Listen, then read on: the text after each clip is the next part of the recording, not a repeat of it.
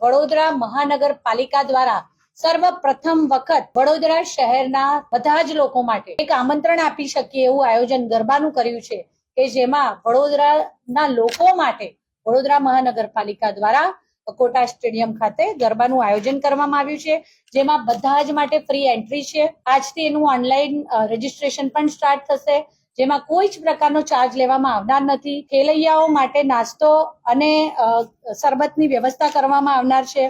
Entry, parking, પ્રત્યેક વસ્તુ, કોઈ જ વસ્તુમાં કોઈ જ ચાર્જ લેવામાં આવશે નહીં. માત્ર ને માત્ર વડોદરા મહાનગરપાલિકા દ્વારા વડોદરાના નાગરિકો માટે રાત્રિ બિફોર નવરાત્રીનું આયોજન કરવામાં આવનાર છે. લગભગ 40,000 જેટલા લોકો ભેગા થશે. 20 થી 25,000 ખેલૈયાઓ એક સાથે ગરબા રમશે અને તેમાં પણ વિવિધ પ્રકારની સ્પર્ધા, વેશભૂષા પરિધાન હોય, અલગ અલગ આયોજનો કરી અને અલગ અલગ ઉંમર પ્રમાણે એમાં સ્પર્ધા કરી અને એમાં પણ ઇનામો આપવામાં આવશે. પહેલી વખત વડોદરા મહાનગરપાલિકા દ્વારા રાત્રિ બિફોર નવરાત્રીનું આયોજન કરી રહ્યા છે. એ તમામ વડોદરા વાસીને અમે આમંત્રણ આપીએ છીએ. તો પણ એક સંખ્યાનું મેનેજમેન્ટ માટે અમે ફ્રી રજીસ્ટ્રેશન પણ આજે ખુલ્લું મૂકીએ છીએ અને સાથે સાથે આ ખુલ્લા રજીસ્ટ્રેશનમાં બધા લોકોને આમંત્રણ પણ આપવાના છે. રવિવાર 21 તારીખ અકોટા સ્ટેડિયમમાં છે. સાંજે 8 વાગે અમે આ કાર્યક્રમ શરૂ થવાના છે.